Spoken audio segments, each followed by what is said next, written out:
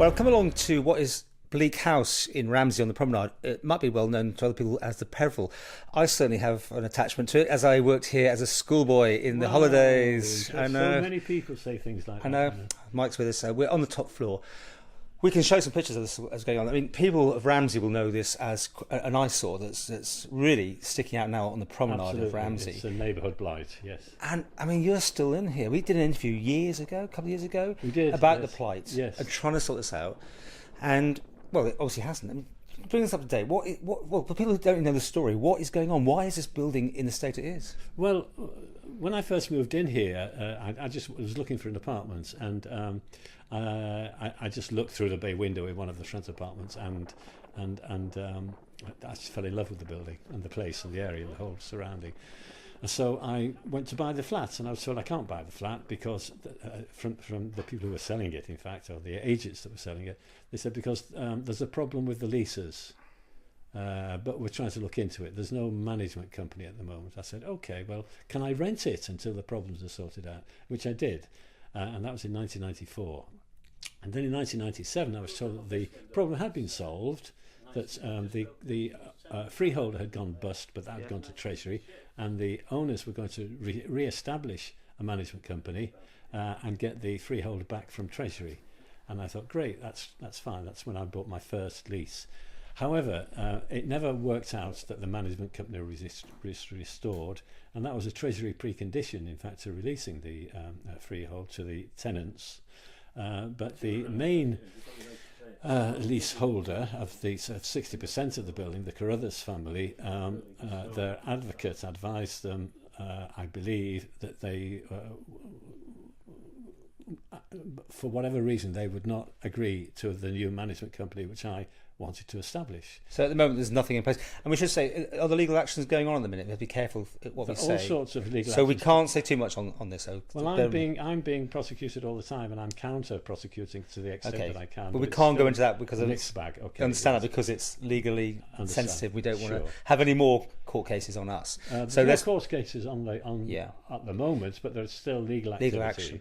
I mean, you're here on the top floor, and there's no lights anywhere up the stairs. I mean, the Ramsey commissioners said they wanted to make the front of the building safe about a decade ago, and they wrecked the front top two apartments. And in making it safe and not talking to us about what was needed to make it safe, and I'm a chartered civil engineer, I know what I'm talking about.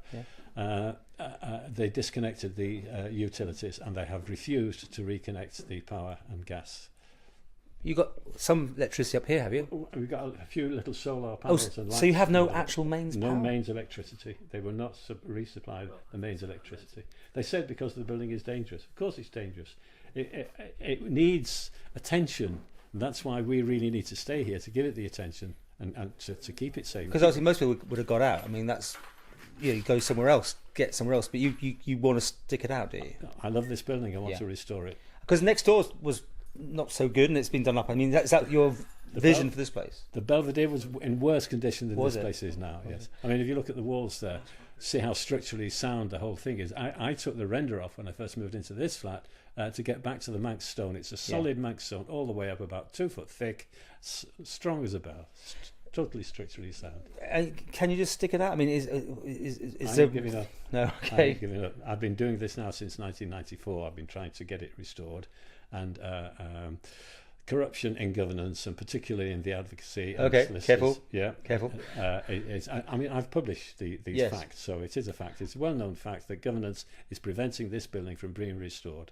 Because I mean, anyone knows about management committees. That's the thing. When you've got more than one owner of a thing, you need someone that does the general repairs and that sort of thing. Is that where it's all problematical? That it's very simple. The management company, which everybody should be contributing into, and I want to contribute into, should be looking after the maintenance of the building. Right. I mean, it does look terrible outside, doesn't it? It's absolutely abysmal. Yes, but inside you're watertight. I mean, that's well. I refixed the roof. I spent about £20,000 on the back of the building here many years ago when we had to move out of the front because water was coming in the front there, and that's as far as I can go. I've run out of money ever since then. I came to this island with £500,000 in the bank, and now I'm on a less than £1,000 a month pension. You've been a lot of letter writing going on, haven't you, to the powers that be? And yes, and I've been put in jail, would you believe, for 3 times for defamation. It wasn't defamation whatsoever. It was telling the truth. It was not a malicious falsehood according to the Act. It was telling the truth, trying to resolve problems for everybody's benefit. It's almost unbelievable story, really. Absolutely unbelievable. It could only happen on this island. What is next? I mean, more letter writing? Yes, I think I'm getting there eventually. I think eventually I'll get there. I think because it's moved away from just the Carruthers advocate now, and because people in government via the corrupt judiciary have had to support this advocate, so many people are involved now, it's not true, and more people are getting involved, and therefore more and more people are getting to know about it, and there are so many good people on this island that would like to do something about it, that I think that momentum is building up, and eventually we'll see it restored.